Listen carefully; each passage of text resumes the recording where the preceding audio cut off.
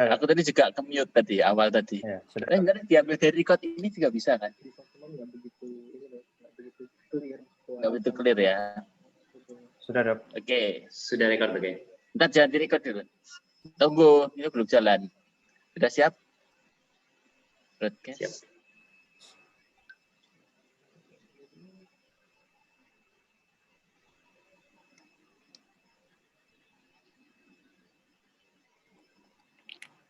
Masih dikutik-kutik dulu.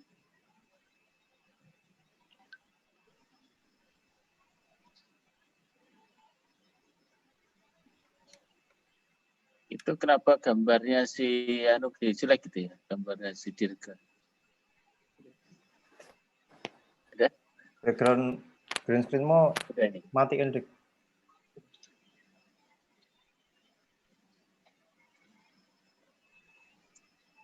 Oke, selamat malam. Kita ketemu lagi di acara kuliah Berdasaraf.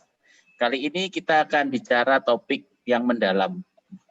Khusus untuk teman-teman PPDS Berdasaraf atau teman-teman Berdasaraf yang ingin mereview ilmu lagi. Jadi kita akan textbook reading dari buku dengan judul Rehabilitation in Neuro-Oncology oleh Michelangelo Bartolo.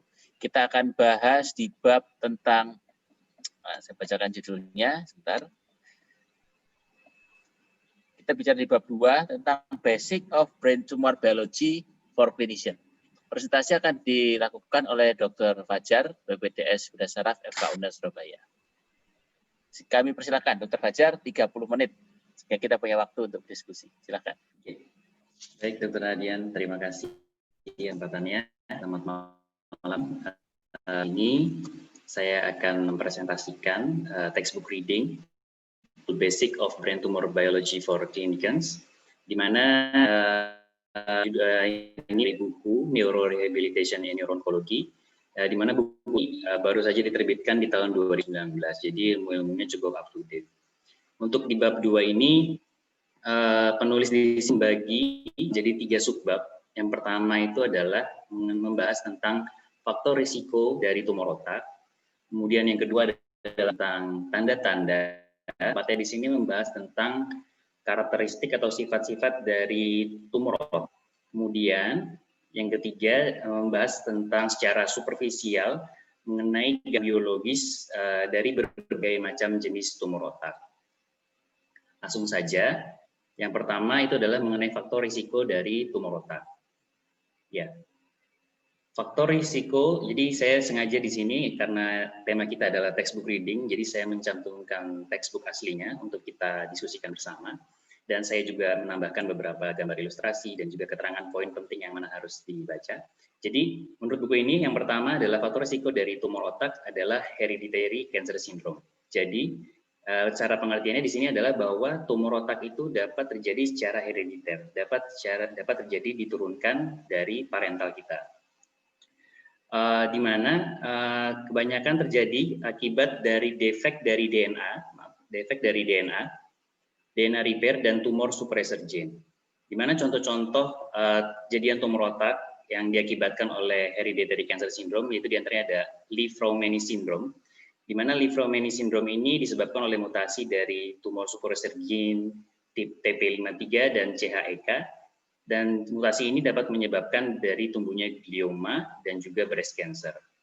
Kemudian contoh lain disebutkan juga adanya Turcot syndrome, di mana di sini disebabkan karena mutasi dari tumor suppressor gene APC, MLH1 dan PMS2. Mutasi dari gen-gen ini dapat menyebabkan adanya colon cancer, medulloblastoma, dan juga bisa terjadi glioma. Kemudian yang kita sering dengar yaitu ada neurofibromatosis. Neurofibromatosis ini ada 2 tipe, ada tipe 1 dan tipe 2. Ini disesuaikan dengan jenis gennya yang terkena, yaitu yang terlibat adalah NF1 pada neurofibromatosis 1 dan NF2 pada neurofibromatosis 2. Di mana pada NF1 ini akan bisa menyebabkan glioma dan juga breast cancer, sedangkan pada mutasi pada NF2 dapat menyebabkan multiple meningioma. Serta contoh sindrom lain adalah HBOC syndrome atau hereditary breast and ovary cancer, di mana di sini mutasi terjadi pada BRCA1 dan BRCA2. Kemudian ada Lynch syndrome, ini contoh yang terakhir, ini menyebutkan bahwa terjadi mutasi pada MLH1, MSH2, dan lain sebagaimana disebutkan di sini, dapat menyebabkan colorectal cancer, dan juga dapat menyebabkan primary brain cancer. Ini adalah faktor risiko yang pertama. Kemudian di buku ini menyebutkan faktor risiko yang kedua adalah endogenous risk factor. Endogenous risk factor ini bahasa mungkin setelah saya baca sini dapat diterjemahkan sebagai intrinsic factor yang tidak dapat dimodifikasi. Seperti mutasi spontan yang terjadi pada gen kita, yaitu yang paling sering menyebabkan tumor otak, yaitu adalah terjadinya mutasi pada gen-gen yang meregulasi dari telomer. Di antaranya ada TRT, ada RTL1, kemudian juga ada mutasi spontan lainnya yang terjadi pada gen-gen yang meregulasi dari epidermal growth factor. Contohnya ada EGFR dan TP53. Kemudian ya seperti disebut endogenous risk factor itu sama dengan unmodifiable intrinsic factor resiko. Jadi yang tidak dapat dimodifikasi dan ada dalam diri kita, yaitu diantara lain adalah seperti jenis kelamin, itu faktor risiko yang tidak bisa kita modifikasi. Ada beberapa jenis tumor otak yang memiliki predisposisi pada wanita, contohnya meningioma, ya kita tahu banyak terjadi pada wanita dibandingkan pria. Kemudian di sini ada juga info pengetahuan baru yaitu tentang alergi. Yaitu alergi kan juga merupakan suatu faktor intrinsik di mana alergi di sini dapat diketahui dapat menurunkan risiko dari terjadinya glioma dan juga mungkin meningioma. Jadi ini suatu pengetahuan baru bagi saya di sini bahwa alergi dapat menjadi faktor risiko yang bersifat protektif untuk terjadinya glioma dan meningioma. Kemudian selanjutnya di sini adalah yang ketiga disebutkan faktor risiko dari tumor otak. Yang ketiga adalah exogenous risk factor. Di sini penulis hanya menyebutkan satu faktor risiko, yaitu ionizing irradiation, jadi sinar radiasi pengion, yang dimana sudah terbukti dapat merupakan salah satu faktor risiko terjadinya tumor otak. Penulis di sini tidak menyebutkan faktor risiko lainnya yang berasal dari eksogen atau dari eksternal. Berikut demikian itu adalah faktor risiko yang bisa kita pahami sebagai faktor risiko terjadinya tumor otak. Kemudian pada subbab yang kedua, di sini penulis membahas tentang hallmarks of brain tumor. Hallmarks of brain tumor di sini maksudnya adalah mengenai hallmark secara harfiah itu sendiri memiliki arti yaitu tanda. Tapi dalam penggunaannya dalam bab ini mereka lebih menekankan pada karakteristik apa yang dimiliki oleh tumor otak, sifat-sifat apa yang dimiliki oleh tumor otak. Nah, mereka akan membahas pada di subbab 2 ini. Yang pertama adalah brain tropism. Brain tropism ini sebagai kategori adalah di sini pertama ini saya ambil gambarnya bukan dari buku ya. Di sini saya ambil gambar dari browsing dari internet. Dan di sini maksudnya adalah untuk mempermudah kita memahami apa itu brain tropism. Tropism sendiri itu adalah selektivitas suatu jaringan terhadap benda asing. Mungkin lebih mudahnya kita menganalogikan seperti pada saat ini yaitu virus corona. Seperti kita tahu bahwa dia memiliki tisu tropism. Jadi dia memiliki selektivitas atau kecenderungan untuk menempel pada jaringan yang sesuai dengan corona tersebut. Yang kita tahu bahwa tropism dari coronavirus itu adalah di sel paru. Jadi hampir sama. Jadi seperti maksudnya tropism sendiri itu adalah bahwa otak ini adalah suatu organ yang sangat selektif. Sangat selektif. Jadi di sini kita dapat aplikasikan bahwa tumor otak itu tumor otak ini hampir jarang atau tidak pernah ditemukan bermetastasis ke organ lain. Kemudian juga bahwa tumor otak itu pada kejadian metastasis ini juga jarang terjadi. Jika terjadi pun tumor otak ini terjadi pada late stage. Padahal kita ketahui bahwa otak sendiri itu menerima vaskularisasi yang banyak dari tubuh, total kurang lebih 20%. Jika kita bandingkan dengan jumlahnya banyak asupan pembuluh darah ke otak tersebut, maka harusnya tumor metastatik banyak bersarang ke otak. Namun pada kenyataannya metastasis yang terjadi di otak itu terjadi pada late stage. Jadi tidak sebagai target utama dalam metastasis. Hal ini menunjukkan bahwa otak memiliki brain tropism. Jadi dia sangat selektif terhadap benda asing yang datang ataupun keluar dari jaringan otak tersebut. Bagaimana hal itu bisa terjadi? Mungkin kita bisa mengkaitkan dengan blood-brain barrier, tapi nyatanya di buku ini mereka tidak setuju bahwa blood-brain barrier tersebut yang mempengaruhi dari brain tropism otak sendiri. Hal tersebut terbukti dari bahwa pada meningioma kita tahu bahwa dia tumor otak dan dan jenis meningioma itu tidak tervaskularisasi oleh struktur vaskular yang memiliki blood-brain barrier, namun dia juga tidak melakukan metastasis jauh, atau bahkan juga di struktur mening dia jarang sekali menjadi suatu target dari metastasis. Nah itu di sini mereka menjelaskan bahwa blood-brain barrier ini bukan kunci utama dari brain tropism. Jadi saat ini dari brain tropism otak sendiri itu masih belum bisa dijelaskan. Kemudian karakteristik dari tumor otak lainnya yaitu adalah angiogenesis.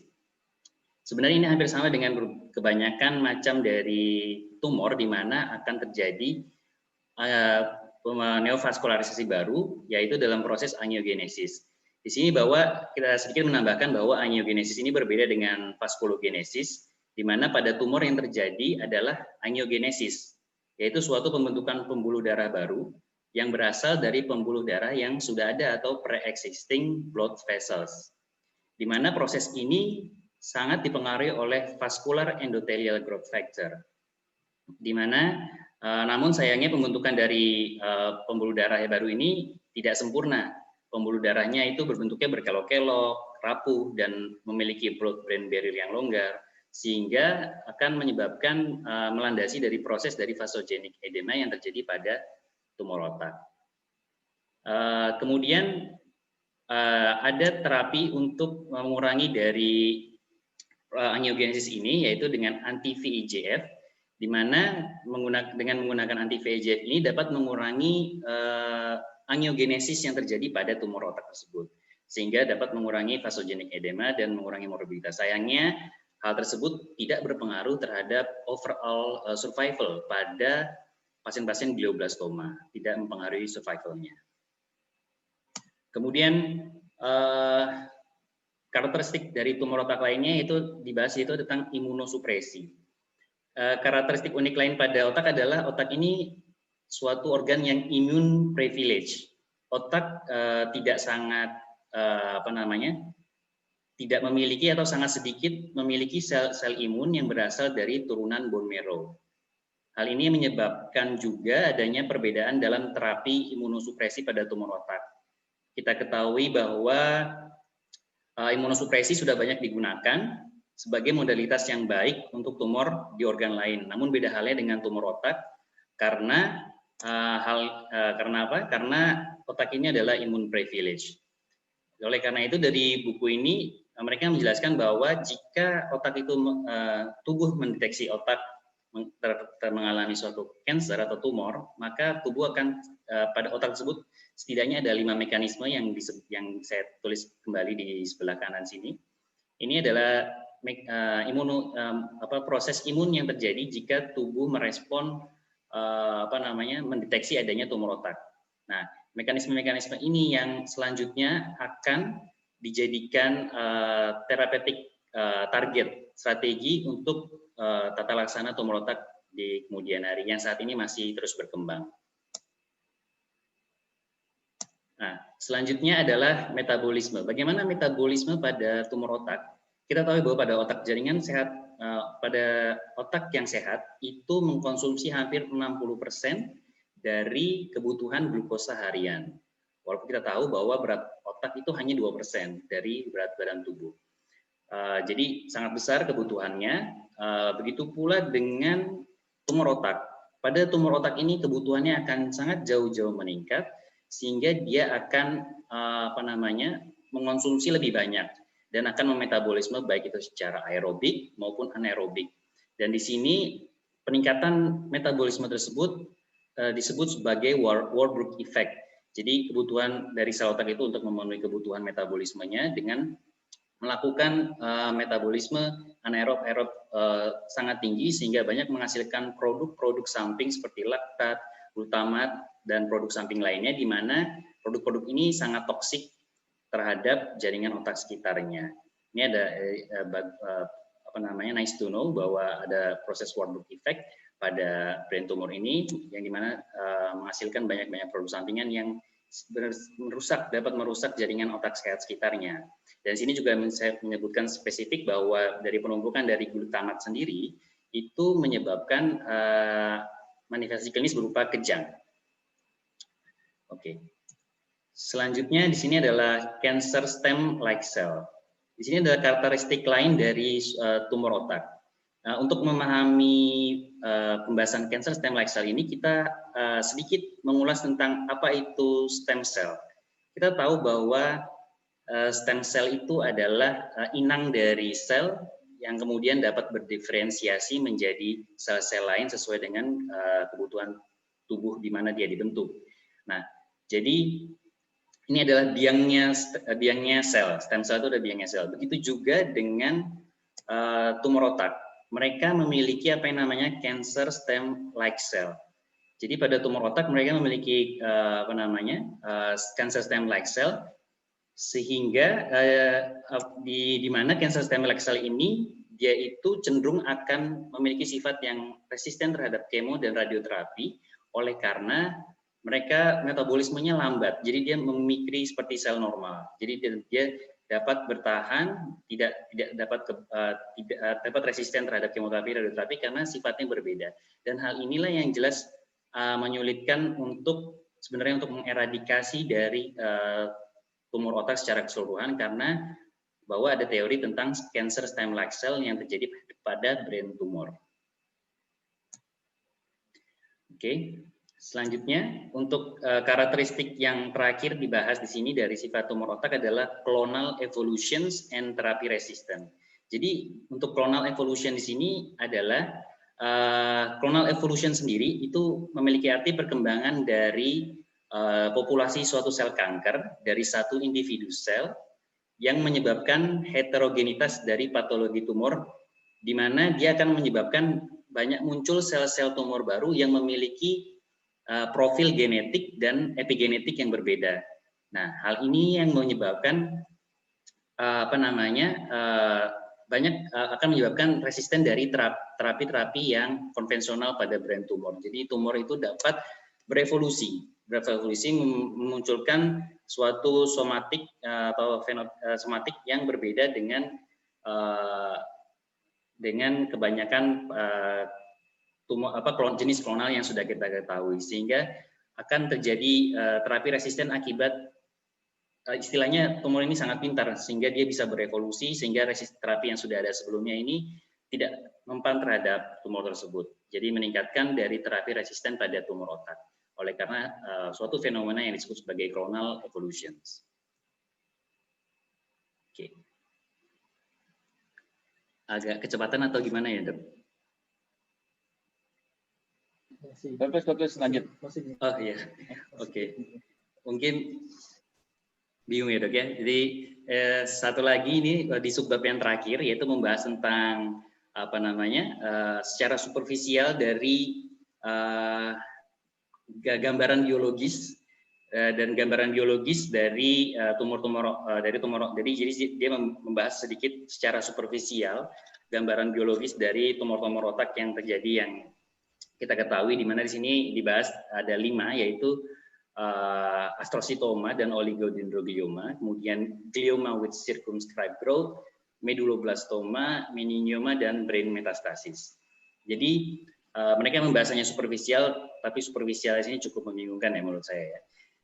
Nah, di sini yang pertama mereka membahas tentang jenis tumor untuk yang diffusely infiltrating astrocytoma and oligodendroglioma. Di sini mereka menjelaskan tentang intinya adalah sebenarnya ada klasifikasi dari tumor otak tersebut, di mana klasifikasi yang mereka paparkan di sini, karena ini bukunya ada up to date 2019, mereka sudah mengklasifikasi berdasarkan klasifikasi tumor terbaru yang tahun 2016 dari WHO. Mereka sudah untuk astrocytoma mereka sudah menambahkan adanya IDH untuk klasifikasi biomolekuler, yaitu IDH. IDH sendiri itu adalah isositrat dehydrogenase. Itu ada suatu gen yang meregulasi dari pembentukan alfa ketoglutarat, di mana ini adalah fungsinya untuk metilasi dari DNA sehingga dapat berproliferasi secara normal. Namun jika terjadi mutasi di sini, di mana yang terjadi pada kasus astrositoma, di sini pada astrositoma IDH-nya mengalami mutan. Mereka membagi di sini seperti ketahui bahwa IDH dibagi berdasarkan sifatnya, ada yang wild type, kemudian di sini juga ada yang IDH mutate, dan juga ada tambahan satu yaitu tentang oligodendroglioma IDH mutate dengan satu P19Q codelated. Ini satu tambahannya di astrositoma yaitu oligodendroglioma. Jadi perlu kita ketahui bahwa untuk pembagian di tahun 2016 ini oligodendroglioma tidak dibagi berdasarkan gambaran histopatologi, tapi mereka dibagi diagnosis berdasarkan jika ditemukan adanya kodelesi pada 1P19Q dengan IDH yang mutan. Oke. Pada yang astrositoma IDH wild type ini mereka pada jenis ini itu sebagian besar adalah menyusun pada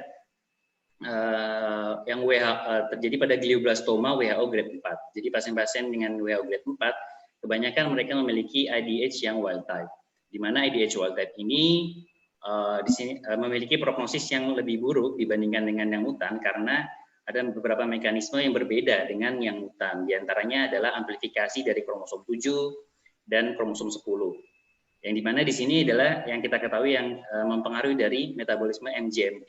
MGMT di mana pengaruhnya adalah respon terhadap temozolomid. Pada yang wild type ini dia akan sedikit tidak terlalu berespon terhadap temozolomid sehingga prognosisnya akan lebih buruk. Kemudian sebenarnya jika astrositoma yang tipe IDH wild type ini tidak hanya terjadi mutasi pada IDH, jadi banyak mutasi lainnya yang sebenarnya terjadi pada jenis ini. Di antaranya seperti yang disebutkan di bawah sini ada tiga garis besar.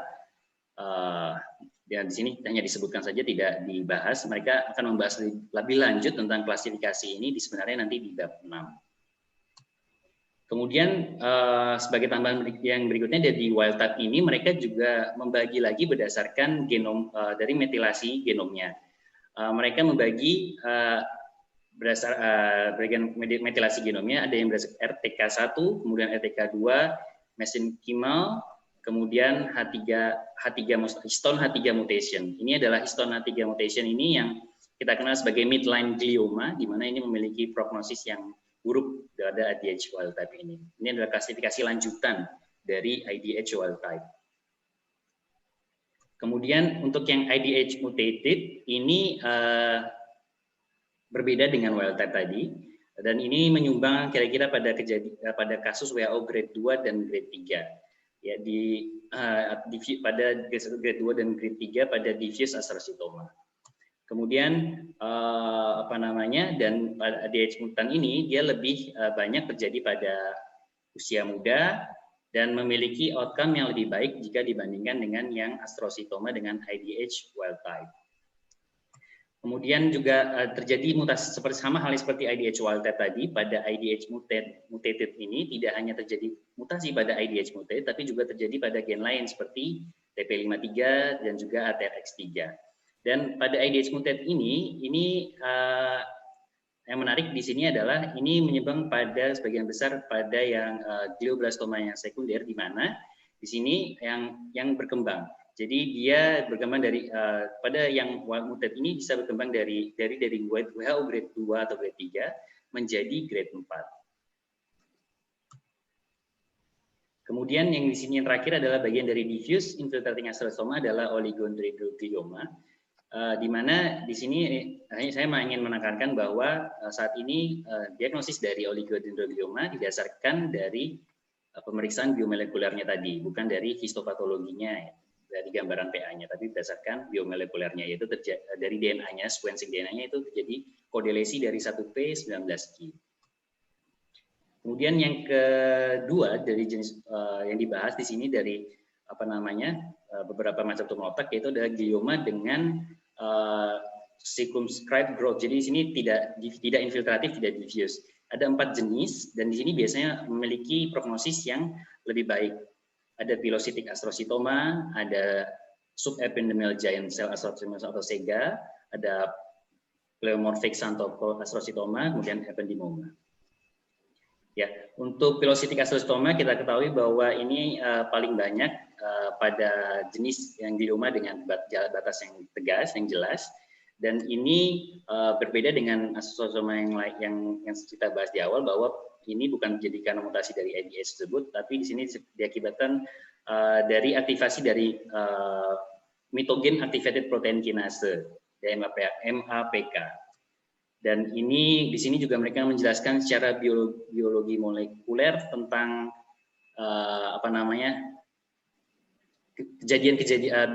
gambaran biologis yang mendasari dari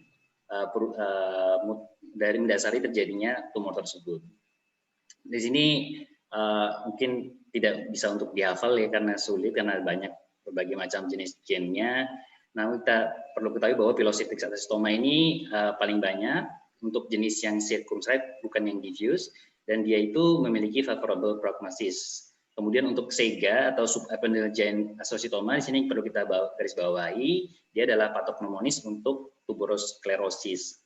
Ini adalah gennya yang bermutasi pada TSC1 dan TSC2. Kemudian di sini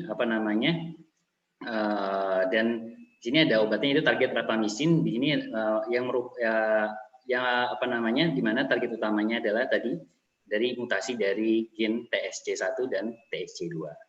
Kemudian pleomorphic astrocytoma atau PSA, ini adalah salah jenis dari glioma with circumscribed growth juga, di mana gen yang terlibat di sini adalah BRAF.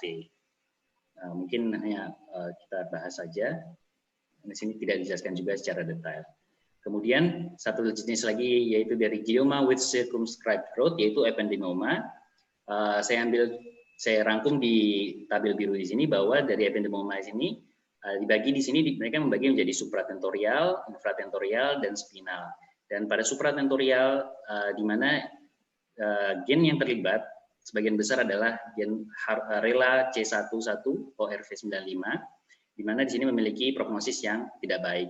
Sedangkan jika pada gen YAP1 mereka prognosisnya lebih baik. Kemudian untuk infratentorial ependymoma, gen yang terlibat ada PFA dan PFB, di mana PFA ini memiliki prognosis yang lebih buruk. Sedangkan untuk spinal ependymoma, di sini gen yang terlibat adalah NF2 mutasi. Kemudian untuk medulloblastoma, di sini berdasarkan klasifikasi dibagi menjadi 4. Ada WNT activated medulloblastoma, ada SHH activated medulloblastoma, dan ada medulloblastoma kelompok 3 dan kelompok 4.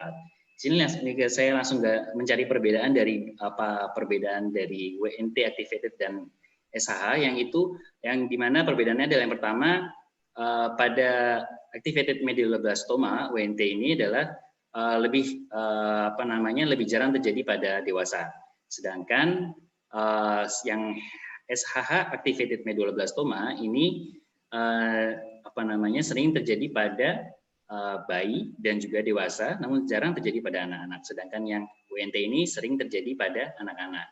Kemudian yang mana prognosis lebih baik? Yang ini adalah yang WNT activated.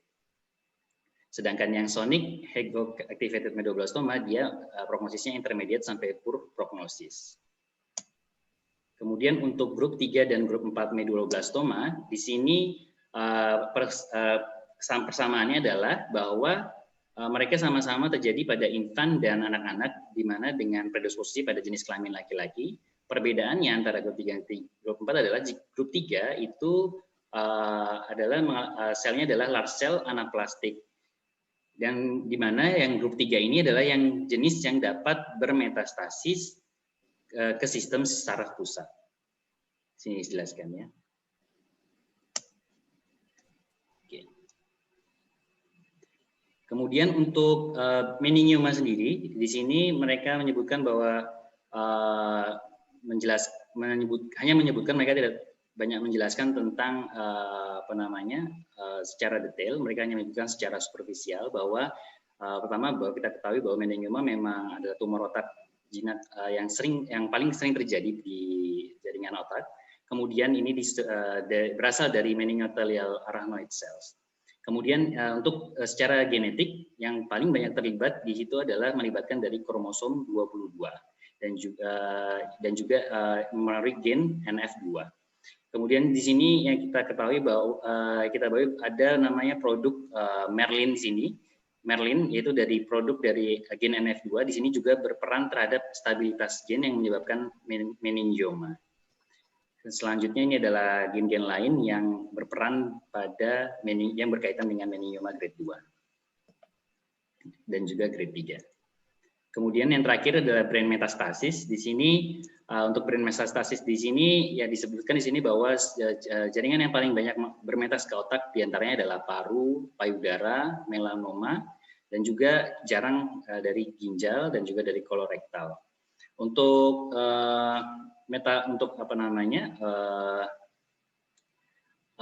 di sini juga dijelaskan ada untuk mengidentifikasi secara awal apakah terjadi metastasis ke otak itu dengan cara memeriksa gen ST6GAL-NAC5 di sini salah satunya. Di sini dapat mendeteksi apakah terjadi metastasis dini sehingga nantinya diharapkan dapat intervensi lebih awal. Selain itu juga ada untuk mendeteksi juga melihat dari kadar siklik oksigenase 2 ini juga bisa untuk mengetahui early stage dari metastasis dan juga ekspresi dari EGFR ligands. Namun pada untuk mekanismenya sendiri bagaimana terjadi metastasis dan bagaimana otak dapat menerima metastasis itu masih belum bisa dijelaskan karena juga tadi faktor yang telah kita bahas di awal adalah mengenai tentang brain tropism. Jadi otak itu sangat selektif dan sayangnya belum bisa kita dijelaskan secara detail bagaimana tropism otak itu sendiri. Sekian presentasi dari textbook reading saya malam ini. Selanjutnya saya kembalikan ke moderator Dr. Radia. Terima kasih. Gimana, cukup puyeng? Mohon maaf dok, mungkin puyeng dok. Enggak, jangan di close ya, jangan di share jangan di close. Balik aja ke depan. Saya balik ke awal dok ya. Ke depan. Jadi ini cara cara praktis membuat slide ya, di crop tempelin langsung. Itu sebenarnya bukan cara yang ideal. Caramu yang tadi ada yang lebih bagus. Jadi teksnya mungkin kamu tulis, tapi sebelahnya itu ada resumenya. Terus turun. Terus. Oh iya. Terus. Mana tadi? Oh yang. Slide. Lanjut. Yang. Lanjut. Ini lanjut lagi coba. Ya. Ini mungkin. Terus. Nah, kayak begini lumayan lah. Jadi ini kamu sederhanakan. Kalimat satu alinea ini ingin mengungkapkan ide apa. Biasanya di buku-buku luar negeri itu mereka sudah sangat spesifik per alinea itu ada satu ide yang ingin dia sampaikan. Kita tidak akan memahami secara menghafal semua itu memang apalagi namanya barang baru ya. Tapi paling nggak membuka wawasan kita bahwa di buku-buku teks itu membahasnya itu selevel ini biologi molekulernya. Dan ini yang ditanyakan pada saat ujian board kalian nanti. Mutasinya apa, pembagian klasifikasi yang terbaru bagaimana, Listeria oligodendroglioma itu mutasi apa yang dilihat, 1P G19 itu kalau kalian nggak baca begini, dipaksa baca begini, kita nggak akan pernah tahu. Padahal ini buku udah lama, 2016. Pertama, baca bingung lumrah, itu membuka wawasan dulu. Ya, dan ini kita dipaksa sama-sama membuka wawasan. Dan saya sendiri men-challenge diri saya supaya saya mau baca lagi. Ya, bersama-sama, kayak begini kan. Jadi, saya minta teman-teman yang presenter dan teman-teman yang ikut diskusi di sini, ikut baca. Jika ada kesalahan menerjemahkan atau mengartikan itu bisa saja. Jadi harus saling mengkoreksi. Misalnya nanti ada saya kurang setuju di slide nomor berapa, tolong nanti slide-nya diberi nomor ya. Supaya kalau ada teman-teman yang memberi catatan, oh ini menurut pemahaman saya nggak begini, pemahaman saya begini. Jadi yang dikerjakan adalah setelah Anda membaca teks itu tadi, kemudian diungkapkan lagi dengan kata-kata sendiri. Kalau perlu, kalau perlu harus dibuat skematis saja. Ide yang ingin ditampilkannya apa sih sebenarnya?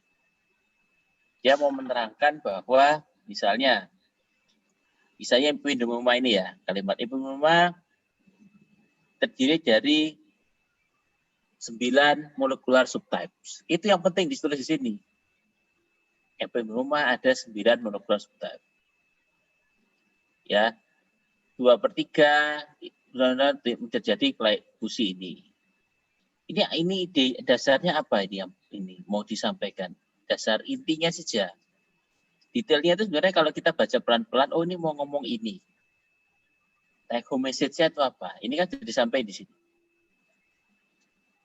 Better prognosisnya, bla bla bla, the fusion protein yang unfavorable, oh yang ini betul, unfavorable prognosis.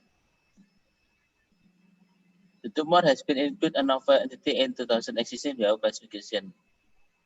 Fusion with yapin. Karena ini kan memang pendahuluan awal bab 2 ini. Dia nggak bahas detail, tapi dia overview. Jadi dia belum menerangkan detail, tapi kita sudah mabuk. Kalau nggak pernah masuk ke pembahasan biologi molekuler seperti ini. Ya, ini buat membangunkan awal kalian dulu, oke. Ya, dan kalian ini direkam, nanti ini bisa dibaca oleh adik-adik. Bingung itu pasti. Namanya belajar, awalnya bingung nggak apa-apa. Ya, justru dari bingung itu kita membuat kita pengen ngerti. Maksudnya apa sih ini? Oke. Nah, ini coba dibuat lagi. 9 subtype ini apa maksudnya? 9 molecular subtype. Ya kan, 9. Ini gimana ini 9-nya? Coba diperbaiki. Oke. Jadi sebenarnya 9 ini salah satu buku yang teksnya tuh ngalir terus. Dia belum dibuat secara sistematis. Tugas kalian adalah membuat yang ngalir terus tadi itu jadi sistematis. Nah, jadi alirnya pertama sudah tahu bahwa dia intinya ingin menerangkan 9 molekular subtype beserta prognosisnya. Tampilkan di sini. Oke, Fajar? Halo? Iya, Dok. Ya, coba ini dilihat lagi.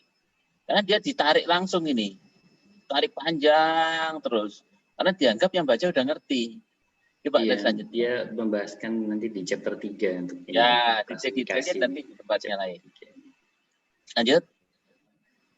Besok ada yang kebagian chapter 3, tenang aja. Lanjut. Coba slide selanjutnya. Halo? Iya, ini Dok.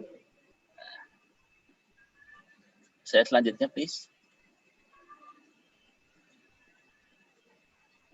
Baru kedengeran. Tes, suaraku kedengeran ya? Kedengaran, Dok. Kedengaran, Dok. Ini enggak bergerak.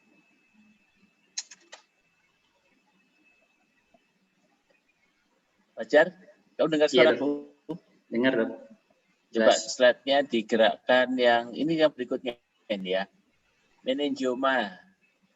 Ini kamu Iya, meningioma ini sekarang ya. yang akhir, Dok. Kan di tempatku belum bergerak.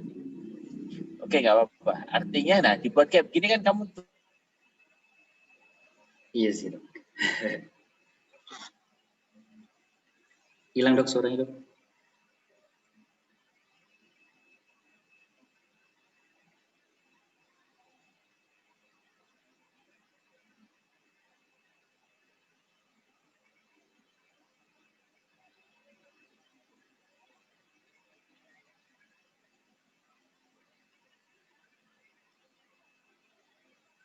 Bentar ya. Tes, dengar suara saya? Ya, sudah, Dok. Silakan. Oke, coba lihat itu. Itu contoh bagus bahwa kamu sudah merubah jadi teks yang lebih bisa dibaca. Ya kan? Berarti sama dari jalan.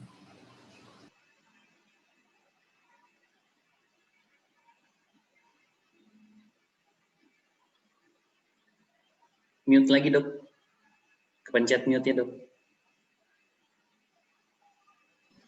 Buat kayak begini mungkin lebih bagus, ya kan? Lebih enak dibacanya. Kok tadi kan ditarik aja sama dia. Kamu salin seperti ini boleh.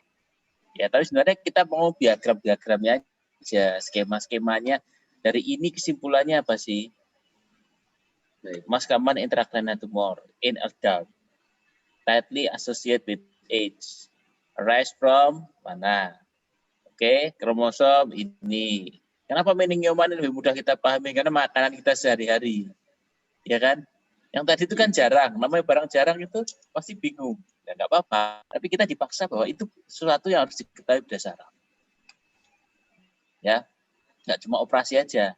Di balik itu ada barang-barang biomol yang kalau kita tulis di jurnal itu harus kita ketahui. Kalau kalian nanti datang ke konferensi internasional itu yang dibahas. Kalau kita nggak ngerti soal itu, nanti sayang.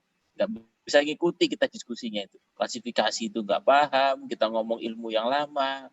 Ya mau nggak mau kita harus upgrade. Oke. Mungkin ada yang memasukkan? Lanjut sedikit. Ya ini topiknya memang masih brainstorming awal. Besok yang maju tolong dibuat skematisnya. Jadi dia mau ngomong apa sih sebenarnya? Kalau kamu aja yang baca nggak paham, gimana kamu menerangin kita? Dan buat teman-teman bisa jadi panelis harus aktif besok. Oh saya kurang sepakat dengan yang halaman sekian. Itu mungkin pemahamannya maksudnya bukan begitu. Kamu punya pendapat bagaimana? Atau saya mau tanya yang alinea ini maksudnya gimana sih? Saya juga dipaksa belajar. Karena buku ini juga baru mau saya baca, makanya saya cari teman. Oke, ada yang mau tanya silakan, Resi. Ya, Dok. Halaman berapa yang mau ditanyakan? Kasih nanti ya, jangan lupa ya. Tanya ya, Dok ya. Jar, tanya Jar. Oke, Mas. Silakan.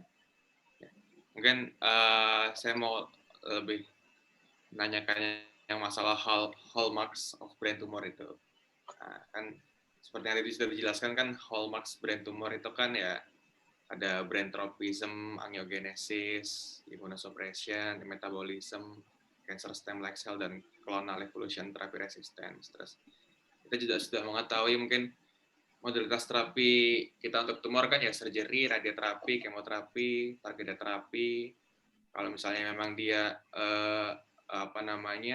angiogenesis, contohnya kita berikan VEGFR antagonis atau misalnya yang immunosuppression kita berikan imunomodulator seperti interferon alfa 2 beta. Nah, ini saya pernah mendengar masalah yang terapi modalitas tambahan untuk terapi tumor, itu seperti tumor treating field. Nah, tumor treating field ini menurut Fajar itu kalau dari hallmarks brain tumornya ini dia tuh termasuk dari dia masuk ke kategori yang mana? Apakah dia mengganggu imun supressionnya atau mengganggu metabolismenya atau sebagainya? Menurut Fajar gimana, dan menurut Fajar gimana cara kerja tumor treating field? Oke.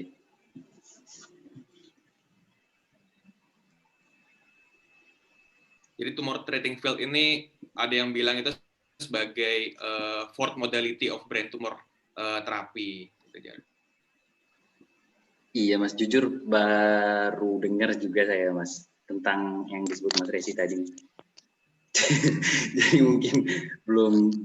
Jadi apa tuh Mas? Tumor mungkin bisa dijelaskan sedikit Mas. Saya nanya aja, saya nanya. Itu di luar konteks textbook jadi saya maaf Mas. Iya. Ini mungkin di luar Iya, textbook ya, karena kita agak di luar konteks textbook ya, jangan. Biar dia ditanyain yang sesuai textbook aja.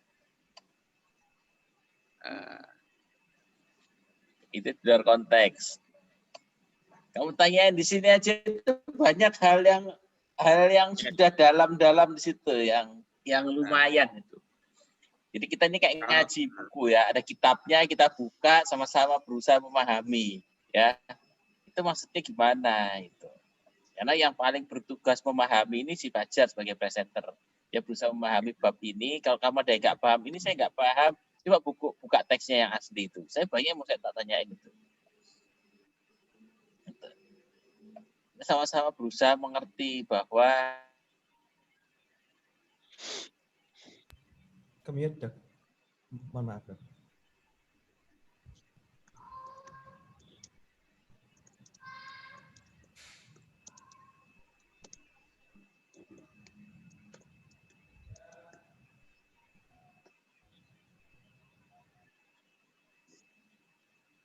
Atau mungkin ini ya masalah ya brand tropism yang blood brand apa namanya blood brand barrier ini kan apa namanya tumor otak itu kan diketahui bisa meta. Aku ganti mic-nya. Brand tropism itu artinya apa sih sebenarnya, Jar? Iya, Dan. Tropism sendiri itu apa namanya? Saya juga sempat cari tadi Dok sebelum ini maju. Tropism sendiri itu adalah selektivitas dari suatu jaringan, Dok. Tadi seperti saya analogikan apa namanya?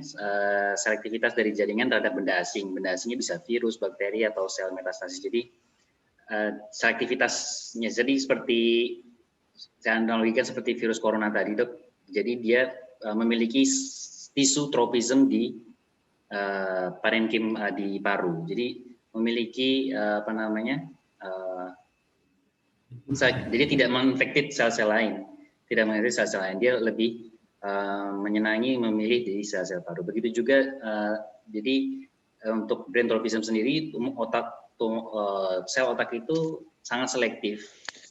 Dia tidak bisa untuk dalam hal metastasis dia tidak notabene dia sangat banyak dari cardiac output hanya 20%, tapi dia nyatanya kalau berdasarkan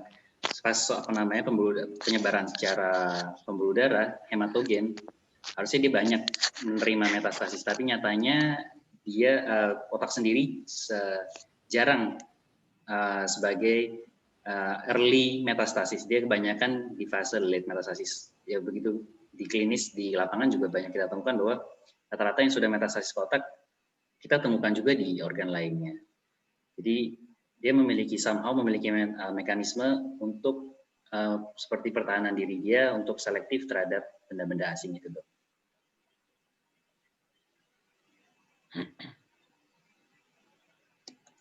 Namun mekanismenya memang sayangnya di sini juga di baris akhir itu dia masih elusif, belum bisa dijelaskan. Ada yang mau berpendapat? Yang lain? Izin, Dok. Izin, Dok. Silakan Mas Hasan. Dok, mungkin memang brand tropism itu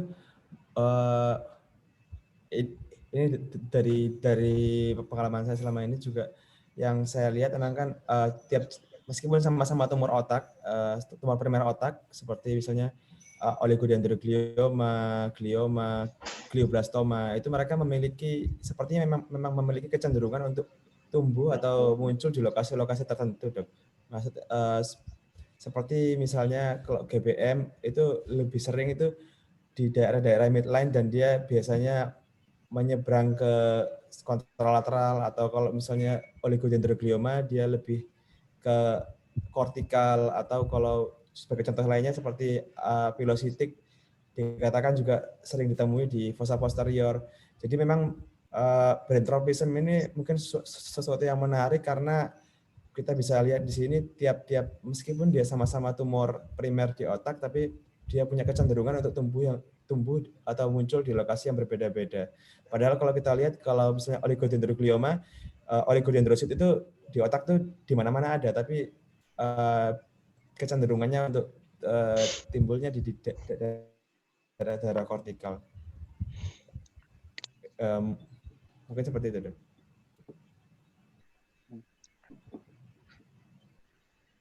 Oke. Dengar suara saya? Dengar, Dok. Dengar, Dok. Jadi ini bahasa Inggrisnya emang agak susah ya. Ini ngomongnya agak rumit. Jadi kalau kita lihat di sini, ya, distinct brain tropism. Distinctnya harus disebutkan. Ya, tropism itu apa sih kalau artinya? Tropism itu adalah suatu cell, a tissue of host that support growth of particular something, virus. Jadi bagaimana dia mensupport suatu pertumbuhan. Kalau ada tumor, ada bakteri, ada virus.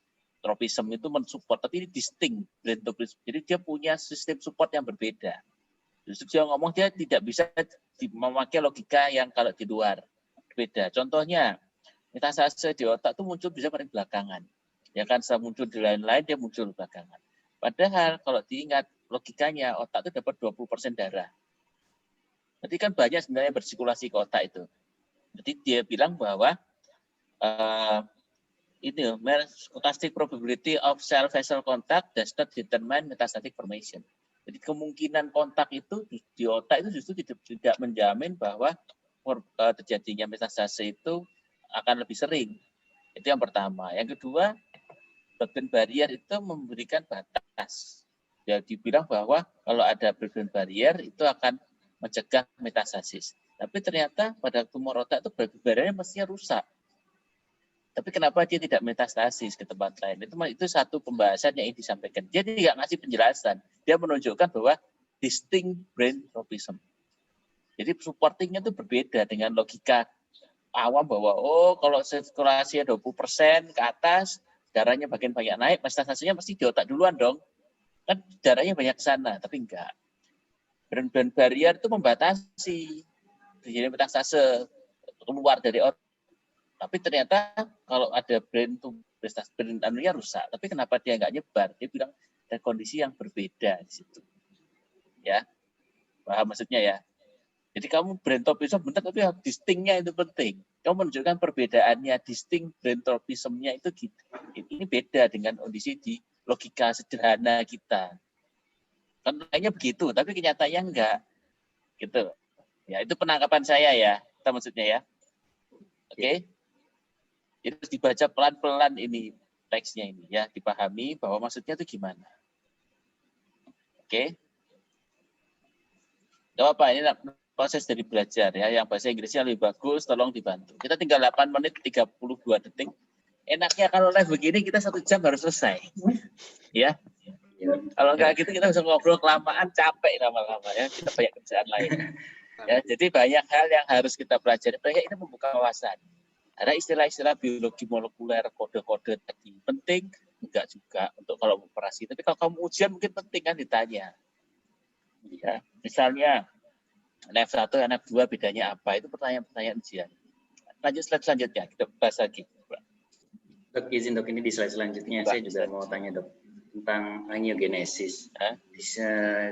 Pengaplikasian obat anti-VEGF sendiri atau bevacizumab ini apa saya belum pernah ada di Indonesia dok? Dokter pernah pakai atau gimana dok? Pernah, saya pakai beberapa kali. Sekarang ini lebih sering anti-VEGF itu nama patentnya Avastin. Avastin itu banyak dipakai untuk kanker usus. Ya, jadi excessive vascularization itu sering terjadi pada tumor otak dan metastasis. Angiogenesis biasanya terjadi karena adanya vascular endothelial growth factor. Tapi dia proliferasinya itu abnormal. Ya kan? Yeah. Itu yang paling sering itu pada glioblastoma. Proliferation of abnormal blood vessel is defining criterion of glioblastoma. Kenapa? Kita bilang glioblastoma kalau ada neovaskularisasi di bacaan mikroskopiknya, maka kita bilang itu GBM. Neovaskularisasi dan nekrosis. Itu masuk ke 4. Ya, coba lihat, ingat di dalam BA-nya. Kalau kita kasih anti-VEGF, dia itu punya efek anti-edem hebat. Kenapa? Karena tadi dia bisa memperbaiki blood-brain barrier-nya tadi, revert vasogenic edema, dan membuat blood pressure normalization. Jadi makanya ada yang bilang bahwa ini punya efek anti-edem lebih hebat dari steroid, bevacizumab, untuk mengurangi edemnya, ya, sehingga keluhannya bisa tampak membaik kalau dikasih bevacizumab. Tapi penelitian lainnya mengatakan bahwa survival-nya itu nggak berubah, efektifnya nggak berubah, tapi quality of life-nya mungkin lebih bagus. Dia survive di waktu yang sama, tapi dia sekian lama itu kondisinya jelek sama sekian lama kondisinya masih bagus. Ya mending dia tetap quality of life kan tujuannya. Jangan lupa. Survival nggak berubah kok, jangan lupa. Kita belum tentu bisa memperbaiki survival pasien. Karena goal kita bukan hanya survival, tapi sisa waktunya dia punya kualitas hidup yang baik. Makanya ada reasoning diberikan ini, supaya di sisanya tadi, walaupun mungkin sisanya sama-sama 6 bulan, 6 bulannya dia bisa lebih bagus dibanding 6 bulan kondisinya nggak bisa apa. Itu reasoningnya. Salah satu yang harus hati-hati, nanti efeknya adalah dia mudah berdarah. Jadi kalau misalnya kamu mau reopen dengan kondisi dia dapat vaksin, penyembuhan lukanya jelek. Ya, karena vaskulnya di blok itu, dia nggak bisa membuat neovaskularisasi baru, itu jelek. Oke, kita sudah beberapa kali kemo dengan ini, dan bisa dipakai. Ya, jadi nanti kalau kayak gini kamu cari teksnya bevacizumab, cara kerjanya di mana, kasih ilustrasi di sebelahnya, menjelaskan ini, membantu menjelaskan satu ide ini apa yang mau dia terangkan di sini. Oke, ngintip-ngintip referensi aslinya 18-19. Emang waktunya nggak banyak, justru karena waktunya nggak banyak itu kalian bisa menyerap apa yang ada ini. Ya, karena saya kalau jadi mahasiswa itu waktu seminggu sama 2 hari itu sama aja hasilnya kadang-kadang. Apalagi kalau kita suruh operasi banyak ya, nggak ada beda. Oke, tinggal berapa menit kita misalnya waktunya jangan ditutupin. Kita tinggal 4 menit.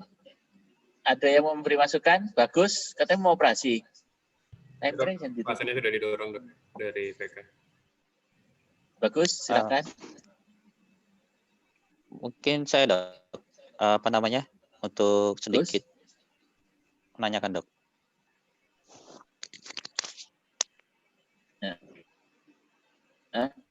Yang terakhir ya. Iya dok. Izin apa namanya, mungkin tadi sudah apa namanya disampaikan dengan Fajar secara cukup baik. Mungkin yang ingin saya tanyakan tentang ya dok. Silakan waktunya. Ya, jadi yang ingin saya tanyakan tadi tentang apa namanya hallmark dari otak, di mana otak tadi disampaikan oleh Fajar bahwasanya memiliki semacam immunoprivilege. Nah, mungkin kaitannya dengan immunoprivilege tadi itu kaitannya dengan apa namanya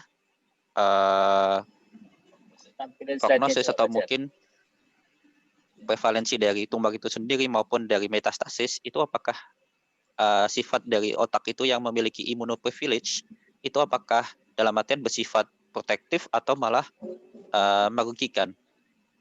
Mungkin itu yang ingin saya tanyakan. Oke, gimana Jar? Ada mau ditambahin? Nggak 3 menit?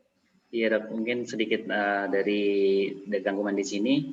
Kalau dilihat dari efeknya, ini ada keuntungan, ada kerugiannya dari status imun privilege otak sendiri. Untuk keuntungannya di sini bahwa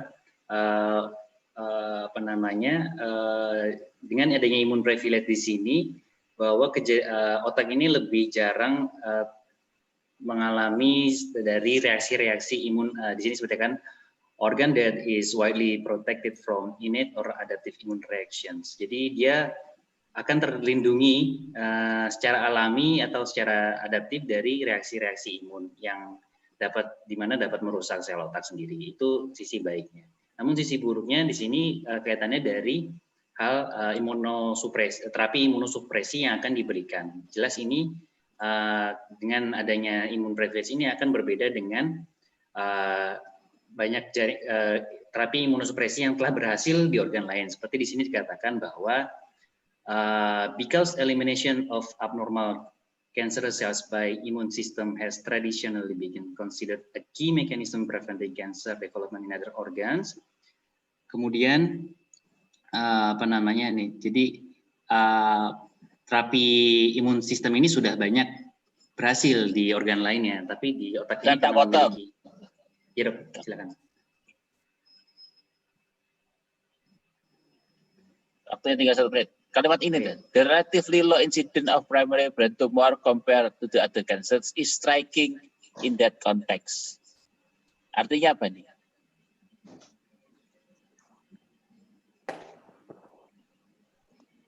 Ya, jadi artinya striking in that context itu ya apa?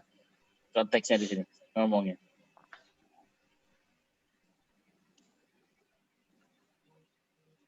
sangat signifikan. Itu kata berbeda, Dok. kuncinya di situ. Gambaran, Dok. Sebagai Waktunya contoh. tinggal 54 detik, ini PR buat Fajar. Ya, Kamu hati-hati menerjemahkannya, bahwa secara tradisional dikatakan bahwa imun sistem itu dipakai untuk mencegah tumor kan. Tapi ini dikatakan bahwa the incident of primary brain tumor compared to other cancer is striking that concept. Kalau saya itu berlawanan dengan konsep tadi. Karena secara tradisional harusnya kan imun sistem dipakai untuk melawan. Tapi di otak di mana dia imun privilege, itu insiden tumornya sebenarnya kecil. Ya. Dan begitu sekali tumor itu masuk ke dalam tubuh, maka dia disebut evasion itu artinya apa? Several mechanism indicated the evasion of anti-cancer immune response. Evasion itu apa? 12, 11, 10, waktu kita habis. Saya closing aja, ini PR buat Fajar, untuk besok kita kasih ya waktu menjawab. Terima kasih yang sudah nonton, mohon maaf jika ada salah kata. Assalamualaikum. Waalaikumsalam. Menghindari, ya kita nggak usah live lagi, ya sekarang kamu nih, itu menghindari. Jadi begitu ada tumor masuk, secretion immunosuppressive molekul itu oleh tumornya, bukan terapi. Halo? Iya, Dok. Iya, Dok. Kasih gambarnya di sini. Ya, dia bukan terapinya, Fajar. Tapi begitu tumor itu muncul, maka dia menggunakan istilahnya itu escape immunity, yaitu menghindar dari sistem imunitas. Dia mengeluarkan secretion immunosuppressive molekul seperti TGF-beta 2, PGE, IL-10 itu oleh by tumor cell. Ya kan? Terus decreasing antigen processing and presentation. Dengan cara apa? Dengan cara down regulation dari MHC tipe 1 molekul pada tumornya. Jadi respon tumornya dia tuh sembunyi dia. Dia mengeluarkan zat-zat yang membuat dia tidak bisa direspon, dia sendiri sembunyi, MHC tipe 1-nya sembunyi. Kemudian juga apa? Recruitment of tumor associated macrophage dan reprogramming toward on an immunosuppressive phenotype through segregation of MCSF, TGF-beta 1, IL-10 by tumor cell. By tumor cell. Jadi kalau kamu bilang interleukin, itu dikeluarkan oleh siapa? Efek ke siapa?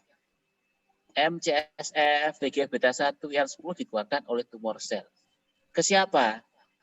Dia akan makrofag. Makrofag tadi, tumor associated makrofag yang akan mengakibatkan apa? Reprogramming makrofag tadi menjadi immunosuppressive phenotype. Makrofag tadi nggak bisa mengenali sel kankernya, sel tumornya. Ya.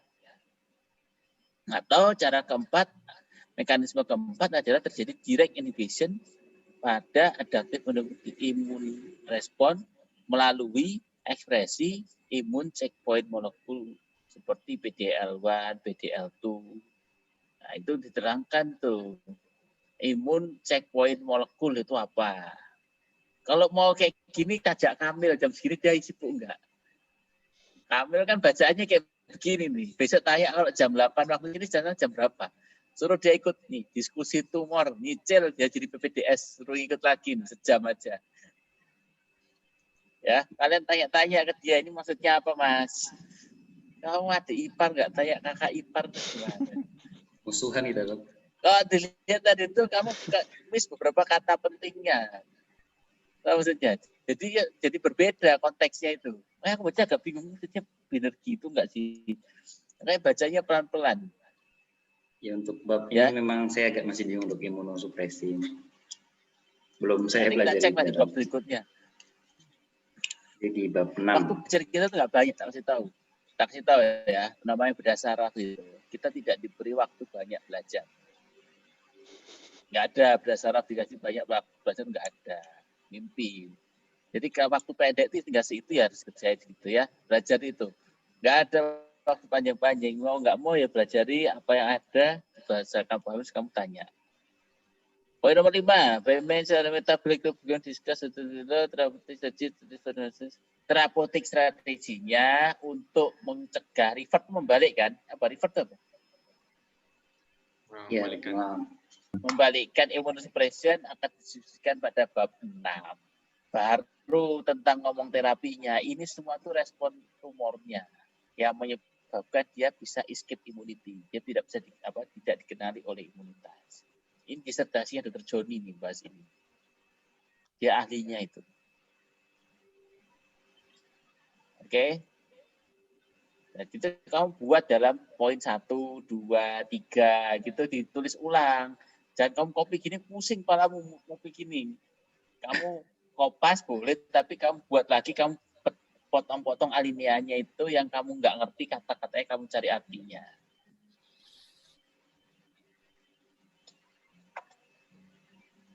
Oke? Tidak. Jelas? Cek selanjutnya.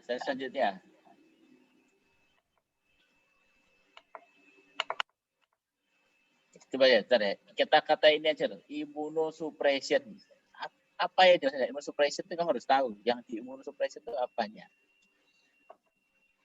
Metabolisme. Ini aneh-aneh. Kamu bisa menerangkan Warburg. Ini luar biasa ini. Ini penjelasannya di sini menjelaskan banyak hal ini. Ya, kenapa? Ini coba lihat nih. Di situ ada normal brain. Kamu diterangkan normal brain. Pada normal brain, glukosa itu akan dimetabolisme melalui oksidatif fosforilasi oleh mitokondria. Sehingga akan memproduksi 36 molekul ATP per glukosa molekul yang digunakan untuk energi demand di neuron dan sel otak yang lain. Kan ini aerobik kan? Pada kondisi hipoktik, in the cancer milieu, pada kondisi cancer sel mengalami metabolisme switch, perubahan metabolisme menuju less energetic anaerobic glycolytic glucose metabolisme. Dia bedanya itu metabolisme anaerobik yang hanya menghasilkan 2 molekul ATP per molekul glukosanya. Sehingga disebut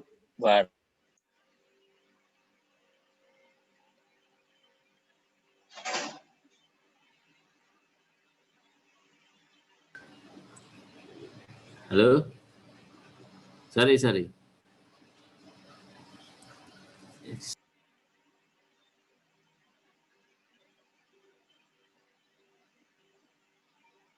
Ke-mute lagi, Dok.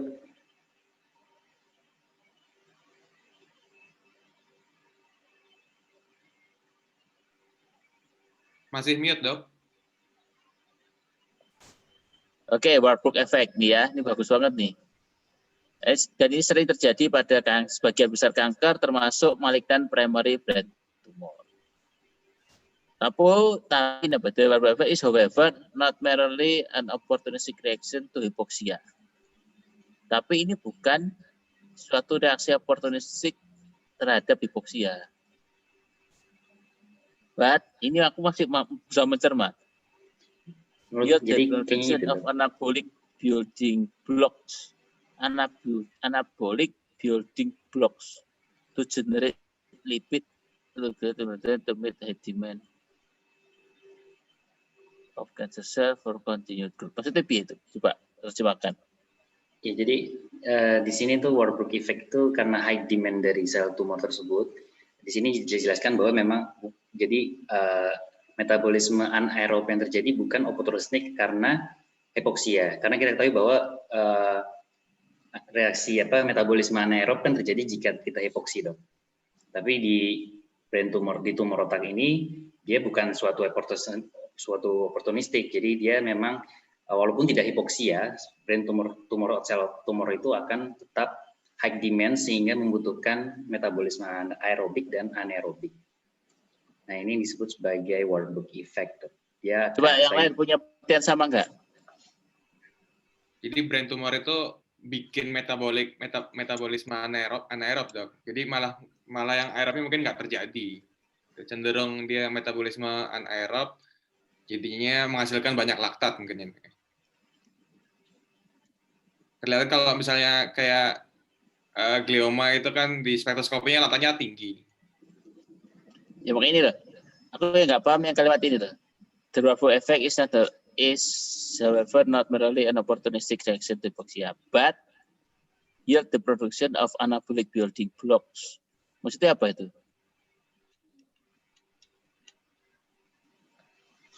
anabolic building block. Ini kalau dilanjutkan Untuk kalimatnya, menghasilkan jadi dia lipid, menghasilkan nukleot, lipid dan protein. Dok. Dilanjutin kalimatnya dulu sampai akhir, Dok. Dia baru, jadi mereka juga memproduksi lipid, nukleotide, protein untuk menghasilkan kan ini. Maksudnya anabolic building to meet block. high demand, Dok. To meet high demand. Di kalimat lanjutannya to meet high demand.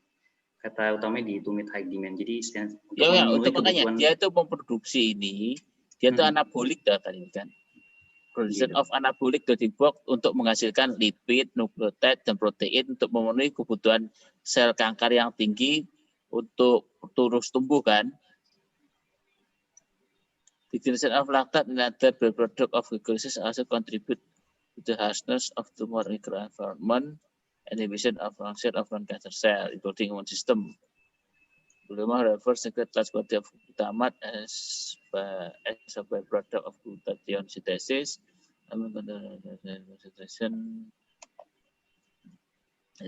Ini concentration of glutamate also contribute to seizure and tissue destruction through cytotoxic in neuron. More specific glutamate concentrations that are common to gamma and ini juga yang menerangkan kenapa diet keto itu bermanfaat. Karena keto itu pakai keton. Keton itu nggak bisa dipakai sama dia. Dia bisa masuk ke kondisi anaerob menggunakan tetap glukosa. Dia tidak bisa mengolah ketonnya. Salah satu mengapa dia di diet keto untuk menghambat metabolisme tumornya itu alasannya itu juga. Ya. Oke. Ada pertanyaan? Sudah 1 jam lebih. Waktunya bobok sebelum keriput nanti. Halo? Ya ini namanya belajar, kalian baca pelan-pelan, saling berdiskusi, ini apa maksudnya. Terus jangan dibuat langsung gini Fajar, kamu potong-potong, kamu di bawahnya seandainya kita mau lihat kan semua sudah punya ini. Nah kita mau ngecek pemahaman kita itu sudah cocok belum dengan itu. Kamu kan juga baca yang aslinya. Maka tadi kemarin kan aku minta potong babnya ini aja bagikan. Jangan bukunya, bagikan potongannya aja supaya orang mau baca sekilas. Ya. Oke. Ada lagi? Ini lumayan nih. Membangunkan bahwa kita harus belajar barang-barang nggak ketok begini. Siapa yang besok beruntung? Jadi supaya kalian nggak mabuk baca kayak ginian, bahannya itu seminggu, textbooknya cukup 2 kali, optek 1 kali, 1 jurnal. 4 kan? Beda. Oke. Tolong dibuat. Ya memang itu membuat kebiasaan baru tapi lebih baik. Kalau siang kita agak nganggur, kita kerjain siang. Tapi kalau malam gini kan ya pengantar bubuk, begini bubuknya pasti nyenyak. Pening kepala. Yang maju besok pusing, Dok. Besok apa topiknya? Besok topiknya tentang ini, Dok, apa namanya? Kebetulan saya yang maju, Dok, yaitu tentang classification of tumor of the central nervous system, Dok. Oh, bagus. Itu kan sudah pernah diterangin Kamil dulu. Iya, sebagian, Dok. Sudah. Sekian. Ini nggak apa tanya Mas Kamil karena ya besok panelisnya Fajar sama siapa besok? Siapa mana? Ini bagus. Operasi, Dok, sama Tommy, Dok. Oh ya, wes. Siapa yang nanti jadi 2 jadi panelis ya? Siapin pertanyaan. Yang lain baca teksnya juga. Itu maksudnya gimana? Maksudnya kita sekali baca ini dapat kan gini paling kita dapat keluar Warburg efek. Jadi agak pinter kamu kalau ditanya apa itu metabolisme anaerob pada kondisi tumor otak. Wow, gayanya gitu aja terus tahu. Mengapa tumor otak bisa kejang? Karena konsentrasi glutamatnya tinggi. Loh. Makanya kalau tumor otak itu anti kejangnya cari yang glutamat channel blocking channel glutamatnya. Ya kan? Ya, salah satunya gitu gunanya baca buku kayak gini. Ya. Oke. Ya udah. Sampai ketemu besok malam. Besok kita ada live. Aku besok live dulu 7:30 ya. Jam 8 kita mulai. Channelnya tetap kuliah tumor otak. Semua PPDS suruh follow ya. DM yang lucu-lucu itu suruh follow. Kita punya Kalau nggak cabang. lucu jangan dok ya. Adik Pio, Dok. Putri mungkin follow dok. Ya nanti khusus ini kan, tapi ini kuliah terlalu rumit ini. Ini pembahasan copy pahitnya. Yang kalau di LDR itu lucu-lucuannya. Kalau ini copy pahitnya. Kelihatan wajahnya bingung-bingung gitu. Jangan kayak Asad kemarin ya dibuat gampang jadinya. Ini yang benar ya gini pembahasannya tuh, pening memang. Ya, kita membahas sesuatu yang kita nggak pernah. Sat, kamu belum dihitung maju loh, Sat. Siap, Dok. Saya udah buat lagi, Dok. Nanti setelah Mas Dirga Terus saya buat lagi, Dok. template presentasinya ya, kasih tulisan di bawahnya ya. Ya dok. Ya, departemen berdasarkan FK UNER, divisi onkologi apa gimana, biar orang tahu kalau slide-mu itu isinya itu. Diskusi ilmiah, divisi neurologi, departemen berdasarkan FK UNER, kasih tambahnya FK UNER. Terus kecil braintumor.indonesia.com, jangan lupa. Pojok atas, tentu Indonesia-nya ya. Apa UNER di pojok sana gitu ya. Baik, Dok. Oke, nanti contohnya gimana coba lihat. Kayak Asklepedia itu loh, kecil gitu aja. Ya. Oke. Ada Ya, Dok. pertanyaan? Jelas ya, ini kita sering berusaha membentuk. Nanti kalau ini bagus, ini masih belepotan kan, tapi nanti kalau udah bagus, kamu presentasi itu dengerin adikmu. Masa kamu nggak ngerti, dengerin yang itu. Wah, dia kan dengerin, kamu nggak usah ngajarin lagi kan. Buku ini sudah pernah dibahas tuntas di acara ini. Ini kayak ngaji lah, ngaji buku. Tapi kamu baca dulu, kita membahas. Kayak pengajian ini, ya. Ada teksnya dibahas, sama-sama berusaha mengerti. Aku juga baru pertama kali baca itu. Oke? Itu ya. Sampai ketemu besok ya. Assalamualaikum. Waalaikumsalam. Terima kasih dok. Pasien yang VASN gimana nasibnya? Bagus. Oke, Asan, sebentar. Terus yang di backup IB sama dokter THT gimana maksudnya? Bagus sih, Dok, kalau itu. Hah? Bocor gitu, kena korteknya dicapek-capek gimana? Nah, maksudnya dari visitornya itu kemarin tadi pagi bagus, Dok. Tidak ada masalah, Dok.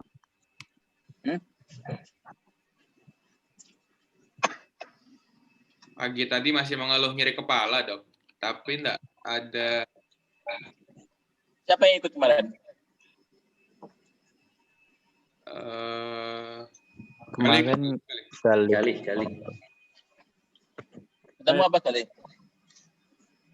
Waktu Duranta itu ketemunya itu dok, nembus basisnya sampai laserasi dura sama korteksnya dok. Yang digerak sama fasciolata itu dok. Yang konsulan Duranta dari THT dok. Berapa banyak jebolnya? Lumayan besar sih dok, sampai kemarin tuh dari dokter Irwan tuh nambah fasilitasnya 2 lapis dok.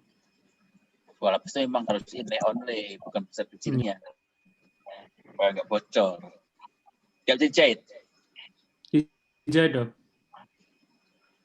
Terus luarnya langsung berarti? Langsung tulang? Nggak ada tulangnya? Luarnya nggak ada tulang dok, sudah banyak diambil dari ini dok, dari apa? THT-nya waktu operasi ini ya dok. Karena tekniknya kamu tahu, dokter itu kayak jabutelo gitu. Kena apa juga nggak ngerti. Iya, Dok. Cepet banget di operasinya tuh.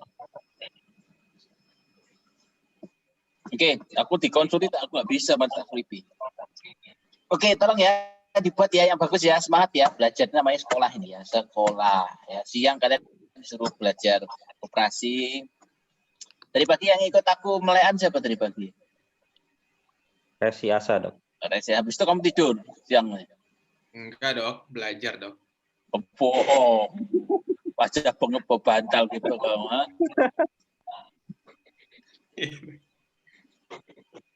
Ya. Ya udah. Oke, mari ya. Terima kasih ya. Semangat. Assalamualaikum. Iya, Dok. Terima kasih, Dok. Salam, Dok.